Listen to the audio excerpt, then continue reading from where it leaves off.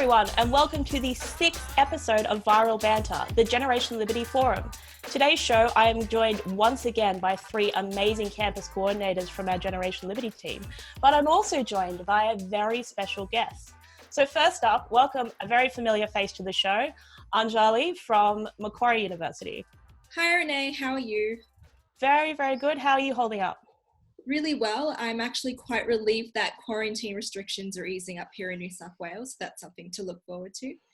Well, lucky little New South Wales, but back home in the socialist state of Victoria, we have the wonderful and famous Luca Rossi on the show as well. Welcome, Luca. Hi, Renee. Good to be back. And he is our sign-up king from O Week, Mitchell from the University of Queensland. Hi, Mitchell. Hi, Renee. Very excited to be back on the podcast today. And today we are very lucky to have possibly the most well-known political commentator in the country, and definitely our favourite. You would have seen him on Sky News, but all the coordinators know him as Uncle Gideon. Please welcome Gideon Rozner. G'day, Renee. Yeah, every family needs a drunk uncle, and I'm ours, obviously. But that was a very, very generous introduction. Thank you very much. So you guys would have heard about the Peter Ridd case, and possibly this is one of the most important cases regarding academic freedom, which is something that's really important to Generation Liberty. But you guys only know the details, and the rest of Australia really knows the details they know because the IPA covered it. A lot of major media outlets didn't cover it. So Gideon, would you like to first talk a little bit about the case and also introduce the new podcast that the IPA is putting out? Yeah, so just quickly, the Peter Ridd case, for those that don't know, Peter Ridd was an academic at the University of, or James Cook University up in Townsville. In fact, he was the professor of physics and a very accomplished academic, loved by his students, but he started to question science coming out of James Cook University about the idea that climate change is killing the reef. He had a different theory saying that probably wasn't true. Fast forward a few years, he was handed out by the university under very, very appalling conditions. The IPA helped put him in touch with lawyers, and he crowdfunded a sum of about $250,000 to take him to court, and he won. Now the case is under appeal. The appeal will be at the end of May, but for now, he had a very, very stunning and comprehensive victory for freedom of speech on campus, particularly around areas of climate change. So the podcast is something that's new for the IPA. It's the first time we've done one of those serialist documentary teacher's pet dropout style ones. And it all came about because, when you work for the IPA, you learn pretty quickly that John Roscombe is a very early adopter. That's why we're doing stuff like this. That's why we're the first to have an Instagram account and all sorts of other things. So he came to me one day and said, I reckon we should do a serialized dropout style podcast for Peter Ridd. I thought, oh, that's a bit of a challenge, but I'll see what I can do. So I got a small recording device that Saul gave me, and I went up to Queensland. I rented a car and I drove around Townsville and Brisbane and the Sunshine Coast. I spoke to people in Melbourne. I found an old student of Peter Ridd's out in Geelong. And the more interviews I got, the narrative really wrote itself. So it's a really interesting story. I didn't have to do all that much in terms of, as I said, it wrote itself. But what I am really, really proud of is that at the IPA, we have such an amazing digital team. Really, some of the most talented people you could ever work with. We make a lot from a little here. At the ABC, 30 people would have done what 3 people did at the IPA. And it's sounding really, really professional and really, really good. And hopefully it gives a new sort of audience of people the underlying things, which is that universities are hostile to freedom of speech, particularly around climate change. I know I'm really, really excited to listen to it, Gideon. I've met Peter Ridd. He's the most lovely man. He approaches me every time he sees me and comes and asks about Generation Liberty. He always says Generation Liberty is the most important work we're doing, which is so lovely of him to say. But Luca, Anjali, Mitchell, I'm sure it's not too long before you guys have your own show on Sky News. So let's just think of this as practice for the future. Let's grill Gideon together, okay? So, Anjali, what would you like to ask about the Peter Ridd case? Gideon, Given the fact that Peter Ridd's case highlights the stifling of academics' rights to free speech, if academics were unfettered in exercising free speech, how can we ensure that universities are fairly balanced in the ideas that they perpetuate in the classroom and avoid academics from disproportionately expressing one ideology over another? That's a really, really good question, and that's something I ask a lot. Look, the bottom line is I don't think we can actually stop universities from being culturally left-wing. We just can't. They were left-wing. They certainly left-wing in your day. They were left-wing in my day. They were left-wing 100 years ago. The difference is these days, I went to the University of Melbourne and I was, president of the Liberal Club there, and I used to be chased around and spat on and set on fire and all sorts of other things. But at least I knew that I was at a place where I was in the intellectual minority, but I had the space and the freedom to basically say whatever I want as long as I didn't, threaten somebody or whatever else. I fear that these days, if I'd said similar things as I said back then now, I would be accused of creating an unsafe environment and, dragged to some sort of kangaroo court and maybe expelled. So what we can ask for is for universities to be more open to different viewpoints, to at least let people express themselves. And but to answer to go back to your question, we can't actually ask lecturers to be more balanced, nor should we. I don't want to have a university in which a lecturer is having to second guess themselves and say, well, I better not say that might be too left-wing, I need to fill my left-wing quota. That's unworkable. But if we open up universities and we allow for intellectual freedom, we might get 10 more Peter Ridds. We might get actual debate. We might get the clashes of opinions that that lead to the search for truth. And another side note of all this is universities have to stop banning groups like Generation Liberty from campus, because the more ideas, even if ideas are lousy, they deserve to be ventilated and challenged. And yeah, shut them down and discredit them if you want to, but to shut them up altogether, I think is very counterproductive. I absolutely agree there. And flowing from that, so in challenging contentious orthodoxies, say regarding climate change, how can academic institutions overcome confirmation bias and actually move forward? Well, that's a matter for them. I mean, they have to be conscious of it. And I think this goes to the point of all of this. I mean, we were living in a weird world where, and we're seeing this with the pandemic, it's almost like the knowledge and even opinion are being quarantined and reserved for people who've got a piece of paper with their name on it and a funny hat. Now, I don't mean that to diminish people who've done a PhD or academic, or people with a degree. I've got degrees, you're all doing degrees, but just because you just because you have technical expertise in a certain area and you've studied it doesn't give you a monopoly on knowledge, on opinion, on common sense. So I think we need to get away from this idea that that you can't have an opinion on, for example, the fact that we pay the highest electricity prices in the world in Australia just because you're not a biologist or something at a university. And just to finally round out your point, this is what really frustrates me about the climate debate, because not only do you have to accept that the earth is warming, not only do you have to accept that human beings are responsible for that by carbon dioxide, not only do you have to accept that the consequences of that warming will be catastrophic and destructive, but you also have to accept that the solution has to be more wind and solar power. Now, what would a biologist at some university know about the efficiency of solar panels? I mean, maybe a little bit, but we need to see the complexities in this debate. We need to have an open discussion. The IPA isn't asking for everybody to be a climate skeptic. All the IPA is asking is that we have an honest and open discussion, because this is an area of science on which governments across Australia and the world are spending billions of dollars, jeopardising millions of jobs. At the very least, we need to be able to have an open and honest search for the truth. Yeah, I think there's some really solid points there, Gideon. I was also thinking about those questions that Anjali asked. I get asked kind of questions along the same lines all the time.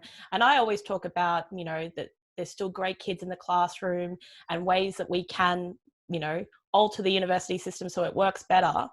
But do you think that the university system in Australia actually can be fixed? And what would the first step you would take to fix it? Well, the first question is, should we have publicly funded universities? And that's an open question, and I'm even not sure what the answer is. But in any event, we're not going to get rid of them, are we? We're not going to stop funding them to the tune of billions a year.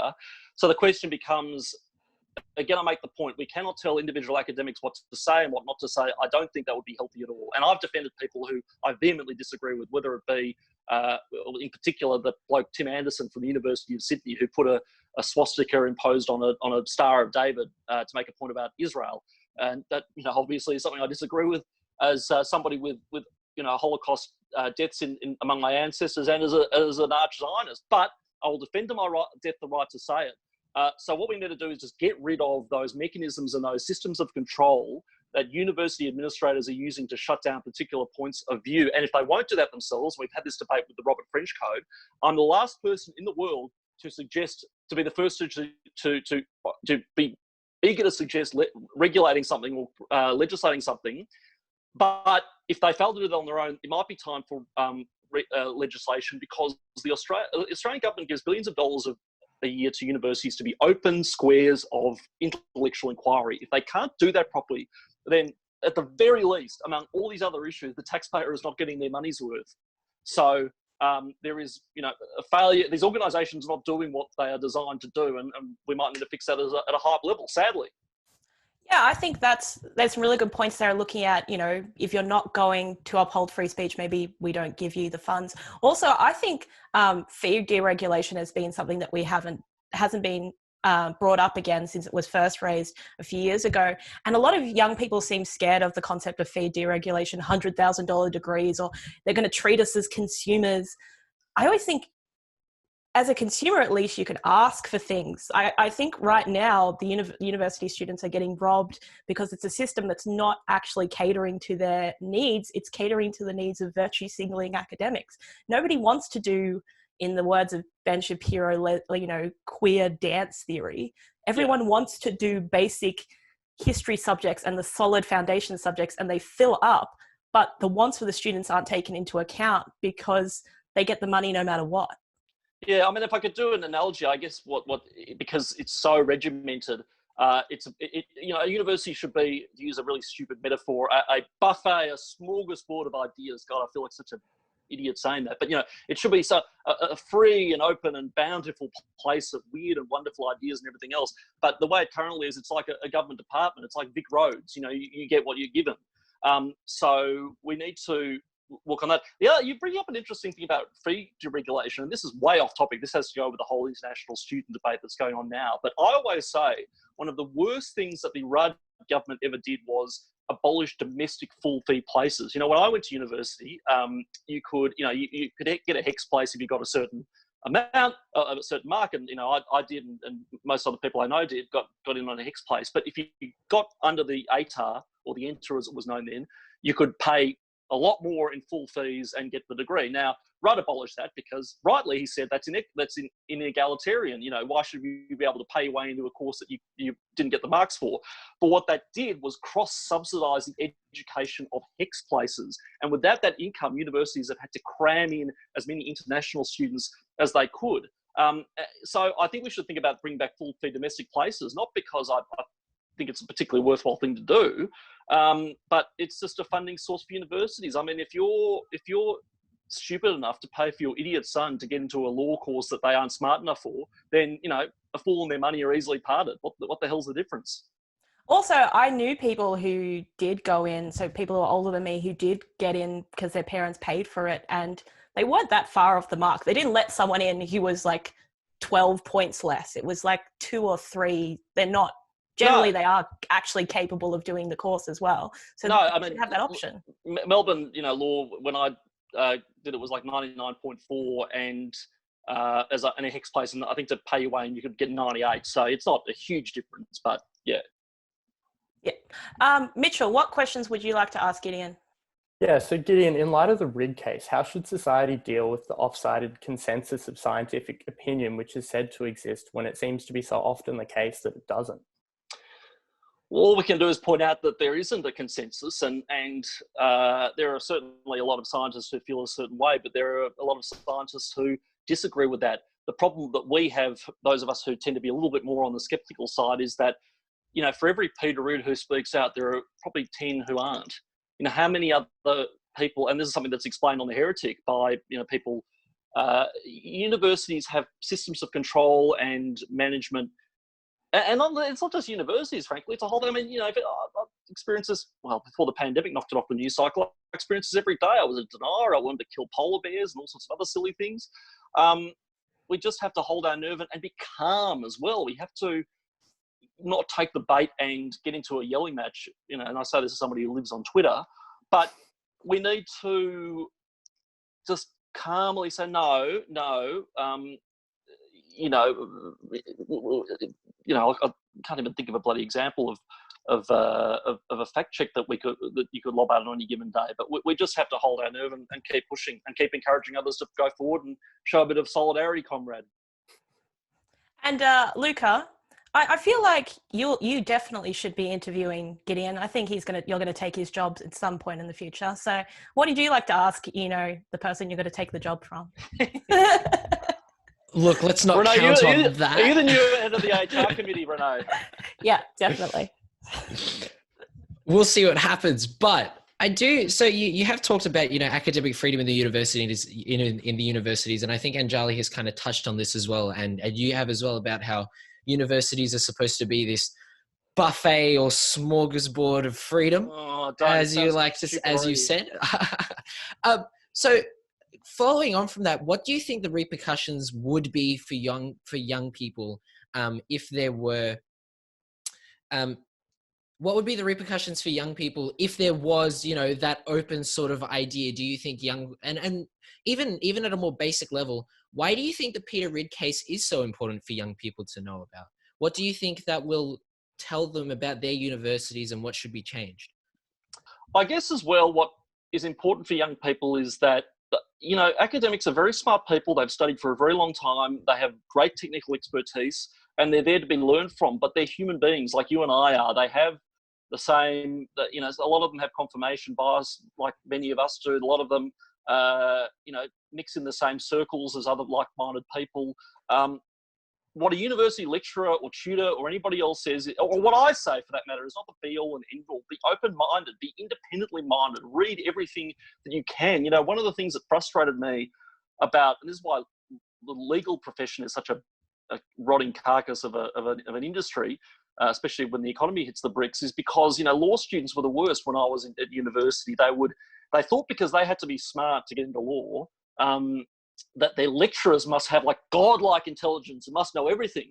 So if some lunatic academic is telling you something like our criminal justice system is systematically geared to oppress minorities or women, all sorts of other things, I thought, oh my God, that must be gospel fact. And you just have to keep a level head. You need to, again, acquaint yourself with everything and get involved with Gen Lib, hear the other side, because what Renee and the gang are doing there is, it's very entertaining and great fun, but really, really some very, very solid intellectual content as well. And I think it's just really important that everybody questions everything all the time.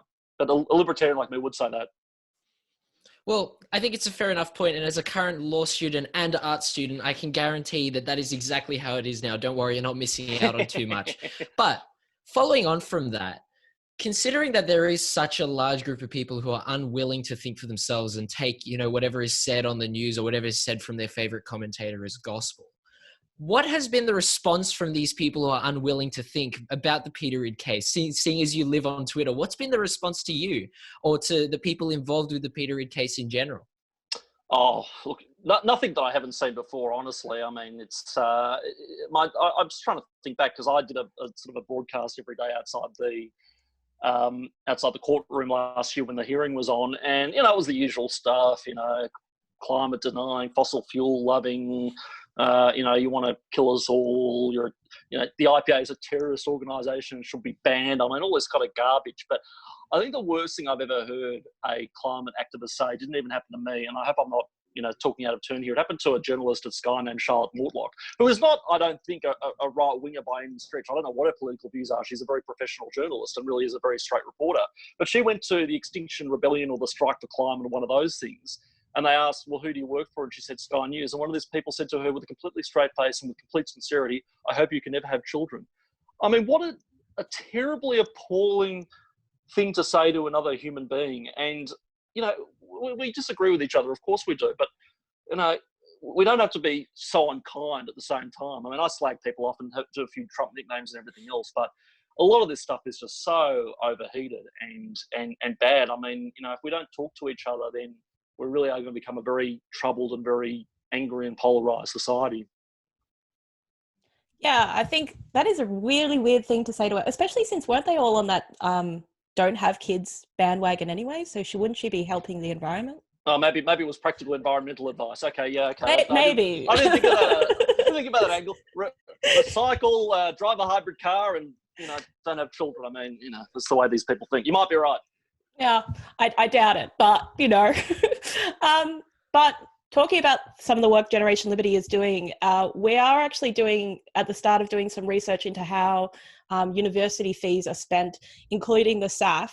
But I just want to ask all you guys, because I was thinking about examples back from my day, what is the stupidest thing that your university or student union has spent money on? Something you saw on campus that made you think, dear Lord, why am I paying these people to educate me? So Luca, we'll start with you first. Oh, look, probably the thing that I saw on campus that made me go, what, was they brought in this initiative at Monash called Reuse a Cup. And it was basically this idea where apparently, I don't know why they introduced this, because it's not like you had people littering the campus with coffee cups. I mean, everyone on campus is really good in terms of throwing away rubbish and recycling and things. But they brought in this idea of reuse a cup. And I think it was a pretty bad time as well, considering, now we're not allowed to be within 1.5 meter distance of each other. But basically the idea was you take a cup for your coffee on campus, and then you use it, and then you put it into these specific bins, I guess you could call them, and then they get taken, washed, and then put out for use again, right?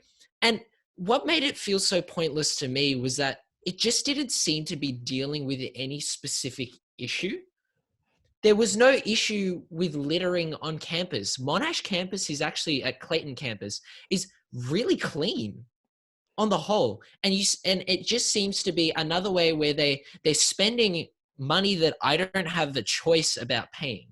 They're spending that money on something that didn't really seem to be solving any kind of particular issue at all. And not even for students either. In fact, most of the people that I see using the Reuse a Cup are teachers and professors. All right. So it just seems like such a pointless enterprise bringing in this thing. I would also like to know how they wash the cups, because I know a lot of these programs, they actually end up doing more damage in the end. Like I would like to know how they wash the cups, because for it to be medical grade, they would have to use strong chemicals. So bleach and such like that. So it actually might be doing more damage. But again, it does actually seem like a health risk, sharing cups and also cups getting stolen. It doesn't seem like a system that would work. No, and especially not at this time with it, you can't go within 1.5 meters of each other, like sharing out of the same cup. I don't know about that. Actually, when I was designing Generation Liberty merch for the beginning of this year, reusable coffee cups came up, and Gideon was very against reusable coffee cups. Good on you, Gideon. Oh yeah, you want to do branded teacups. Oh, I nearly fainted when I saw that. I thought, oh, what an off-brand bloody thing, those gimmicky, stupid plastic. Nah. I'm glad we didn't go ahead with that. No, stubby holders all the way. Yeah, and vape holders or something. Anyway, but more on that later. Mitch, what's the stupidest thing you've seen your university spend money on? I mean, from the university side of things, it was this year they had a motorized train, I guess, driving first-year students around campus. It was one of the most bizarre things. I kind of thought, if you're a new student on campus, you'd be like, am I 17 or 7? I'm just not sure. But from the union side of things, I think it was a few years ago now, but the former union executive of the UQU went to significant expense in hosting the NUS EdCon at UQ, notwithstanding that the union's not affiliated, to the point where they were giving hacks at other unis bursaries to fly up and attend. And I mean, it was all very pertinent information to UQ students, some of the workshops that they were having. Things like Palestine is the only state, or how-to sex workshops, things that, UQ students would really care about. Yeah, those workshops that spend money on, I've seen some crazy examples of them. Also, when I was at Sydney University, they used SAF funding to buy pizzas for workers in Paris to show solidarity for workers on strike. Yes. So our money went to give pizza to people in Paris, and also including an extra $20 charge for 3 gluten-free pizzas. Because, yeah, we definitely need to spend that money. Julie, what's the craziest thing your uni has spent money on? A few do come to mind, but one of them being there's a sculpture park at my university, which is supposedly meant to foster like discovery or enjoyment or learning, whatever the university says it's supposed to do. It serves no practical purpose, and the sculptures themselves are not even aesthetically pleasing. Like, it's made of like materials like concrete or metal or copper, and or stainless steel, and I actually feel less inspired in learning when I actually look at these structures. So and there's a few also scattered across my university, so I'm not really sure exactly why my fees are funding such unattractive works of art, but perhaps it's just beyond my artistic knowledge and judgment, perhaps. You should say that the sculptures make you feel unsafe and demand their removal. Should do that. And Jolly, I can definitely look Concrete is sexist. Concrete is violence. Definitely. No, as I did studio arts back in year 12, and I can guarantee you, Anjali, it is definitely not above your pay grade. I mean, you can see those things on Facebook where there's like some blokes, they went into the NGV or something, put glasses on the ground and a fake plaque, and there were people standing around taking photos. Like, oh my gosh. I mean, the idea of aesthetics in art is a whole completely different issue, but it's just, you can definitely see there's been a complete degeneration in the art world. I'm annoyed because I got robbed because my first degree was in visual arts and graphic design. You used to go to art school, if you'd finish and you could do like a realistic cover for a novel, like you were taught a skill. I got told off during my course because my drawing was too accurate. And I needed to draw with more feeling. I made it look like the thing in front of me. Gideon, you're not at university anymore, but do you remember anything crazy they spent money back in your day? So the thing about my day was that, was that I lived in that golden blip of history of VSU, voluntary student unionism, because voluntary student unionism was passed by the Howard government in 2005. I started in 2006. I graduated in 2010, and then Gillard or whoever it was abolished it in 2011 or 12 or something like that. So they actually had to tighten their belts, which was funny to watch. And anyway, I managed to get myself elected to student council, and I would watch them sit there and agonise of, the Howard government's taking away our money. How are we going to, there's this bloke on Palm Island who started the riot. We want to send him money for legal fees. We can't afford it, and all sorts of other things. But in fact, that's a funny story. So I was elected on a ticket with James Patterson, now the Liberal senator, and I hope he doesn't mind me retelling this story, but we were sitting in the student council. He was ahead of me in the ticket, so he was elected 1, I was 2, or whatever it was. So we were there talking with these lunatics one day in student council, and they was again talking about this rioter in Queensland, Lex Watton, I think his name was, or the Palm Island riots. Anyway, they wanted to send him money for legal fees and talking about, yes, we have to move this around from this budget and everything else. And Patterson I wasn't paying attention because I didn't have the patience for all that kind of crap. But Patterson was paying attention, and you can see now why he's so good on estimates and stuff like that. And he lets them all go on for a while, and he pipes up and says, "How is this relevant to students at the University of Melbourne?" It was a very bad Patterson voice, but he got on to say, anyway, they were thrown in this tailspin of outrage. Oh, this is about more than just students. How can you think of yourself? But, this was the time it was. But the other thing about all this is nothing I can say can shock you people because it moves so quickly. I remember in the 2000s at Melbourne University, we would kill ourselves laughing at these weird ideas about gender and stuff like that, about the gender as a social construct. And, we were chuckling, saying, what's tangent? What does that even mean? Now it's escaped. Everybody knows what that is. So, everything was tame in my day compared to what you guys go through. Everyone has been talking about like all the wonderful activities that they're doing now that they're locked inside home, or, oh, look, I learned how to play like classical piano or bake something that looks absolutely ridiculous. But I want to know the bad habits that you guys may have developed during the lockdown. I know that I've developed some bad habits, but also maybe a pointless skill that you've developed over the time, or a guilty pleasure show that you've watched way too much of, something that is not great that's developed during this quarantine, because everyone seems to be so excited about their skills right now. Gideon, we'll start with you. Oh, I've gotten all the bad habits, Renee. It's been like, did anybody see that meme floating around? Like, quarantine in my house is like Vegas. Nobody knows what time it is, and cocktails are acceptable at any hour. So my girlfriend thinks I'm an alcoholic because I'm going through an average of bloody a 6-pack a day.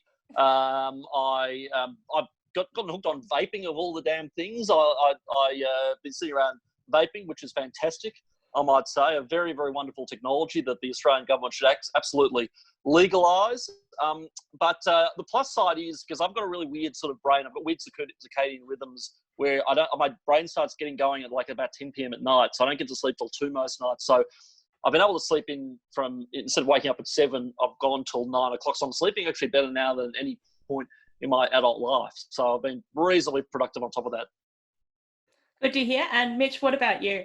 I mean, I'm not sure I can lay claim to being any good at it, but I've certainly been spending a lot more time playing video games with friends as a kind of a substitute for in-person interaction. Although with the easing restrictions, I did get out of the house yesterday and pick up and do some sailing, so that was good.